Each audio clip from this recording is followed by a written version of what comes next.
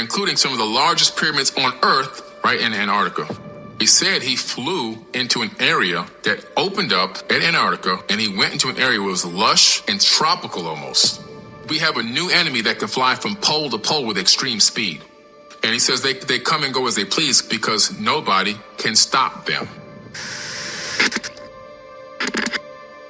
There is a situation that began to happen during World War II where they discovered that the Nazis had went down to Antarctica and built a base down there, New Schwabenland. And they were like, wait a minute, why in the world would they go to this desolate place? What's down there that they would want to go through the harsh weather and risk everything, risk even their lives to be down there and build a base? Now, there's an incredible story that was in Admiral Byrd's diary that was found by his kids, where he said he flew into an area that opened up at Antarctica, and he went into an area where it was lush and tropical almost. And as he got into this area, this is according to his own diary, people can look this up, something took over his plane, and these two UFO-type craft, circular craft, flying saucers came, and it took over his craft, and it guided him in to this area where they landed. And then they took him to meet somebody that he calls in his diary the Master. Pretty interesting story. And according to this account, the Nazis had gotten help to create these craft called the Hanabu.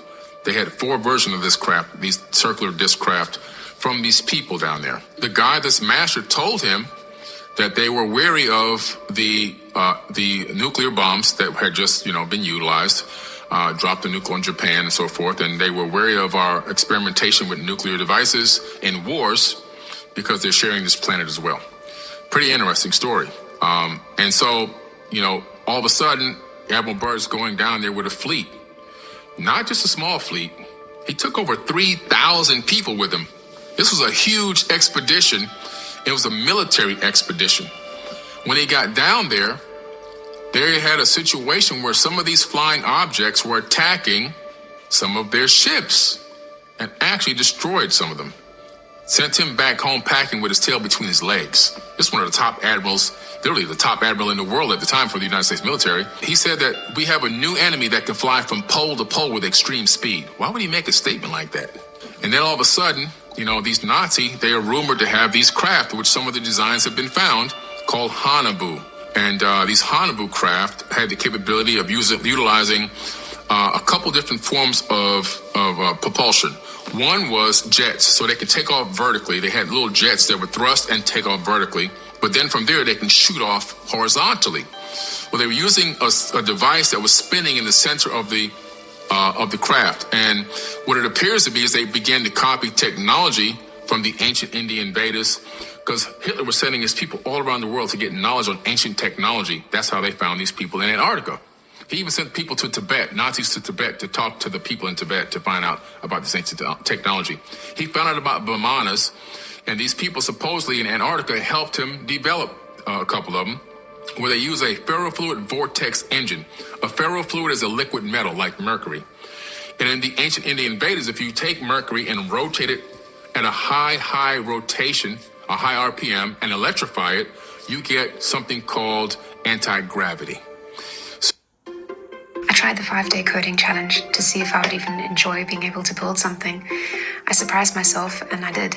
And so I signed up for the full stack course. Anti-gravity. So he was utilizing something that had rotating discs underneath these round craft, according to eyewitness accounts, and also the schematics that were discovered during the collapse of Nazi Germany.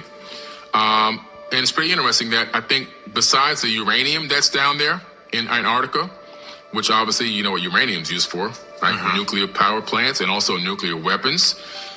There's mountains. Admiral Byrd said there were mountains of coal with no ice caps.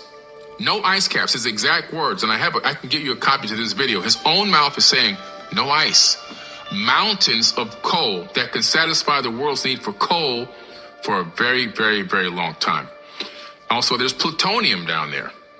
Again, so uranium and plutonium, we know that if you have a high level of plutonium and uranium, it's one of the easier elements that you can separate the atoms. You can split atoms very easily, which makes it high use for weaponry and also power plants. So that's why the government wanted access down there. That's why the Germans wanted access down there. And that's why after Germany fell, we had Project Paperclip, where we took all the scientists from Germany that had learned all this wisdom and knowledge, and we brought them to America. People think Project Paperclip was just a small number of Nazis. We took over 2,000 Nazis with us and brought them to America and put them in positions of power over technology companies, the CIA, the space program at NASA, and so forth and so on. And we began to develop these technologies. So in a weird kind of way, America became the Fourth Reich, to be honest with you. And I know that they were developing at the time Hanabu number 4, which supposedly Hitler never got killed. He escaped in Hanabu number 4 to Argentina, which is very, very close to where? Antarctica. If you look at Google Sky right now on the computer and look down on Antarctica, you'll find bases from research bases from every major country in the world there. And you'll also find the Rockefeller Foundation base as well. So Admiral Byrd was right. All the technology and research is the number one place in the world for technology research is right down there in Antarctica. I believe that as the ice is melting, they're finding remnants of an ancient civilization. We know that Antarctica was not a frozen tundra for 12 million years, like mainstream science says 12 million years to build up all this ice. No, that's not accurate. We know this because of the Perry-Reese map. The Perry-Reese map shows Antarctica, what it looked like without ice on it, and that's not even that old. So we know that Antarctica shifted into that spot. How? Because we know that Antarctica is surrounded by tectonic plates.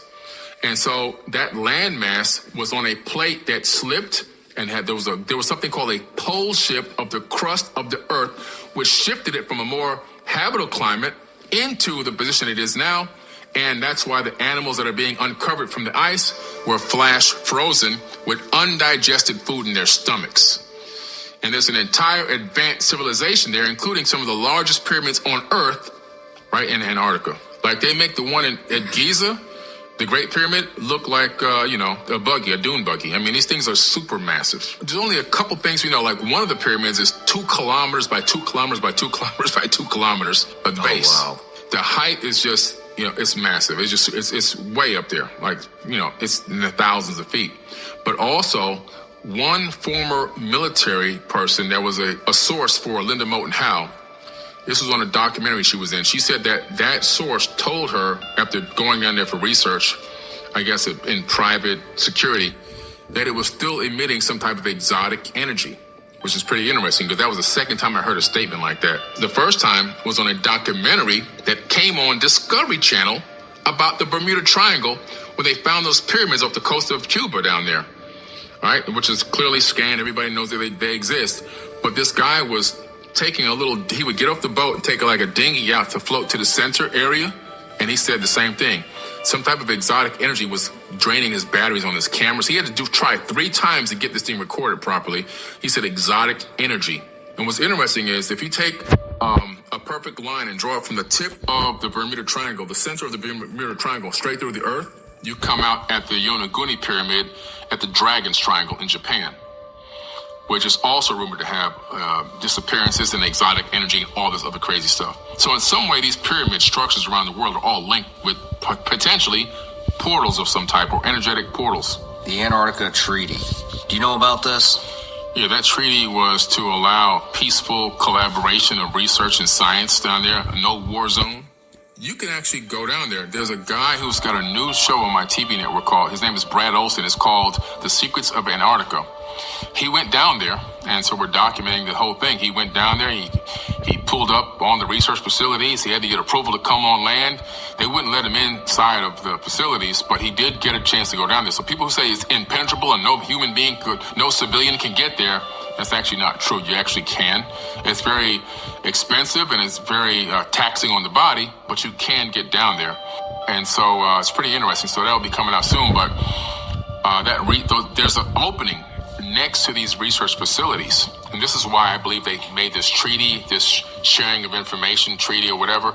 There's a 30-meter wide opening there. You can see it on the Google Sky thing. And what's interesting, on Google Earth, I'm sorry. And when you look at it, like, what's in there? Now, why are they over here? And why are they so close to this gigantic opening? What's in there? I think the answer is whatever Admiral Byrd came across, or whatever they're coming across, I think it's linked. I think there's a remnant of an ancient civilization in there that possibly is still there, and they're in communication with them, in my opinion. Another thing that backs this up, I took a remote viewing course with Major Ed Dames.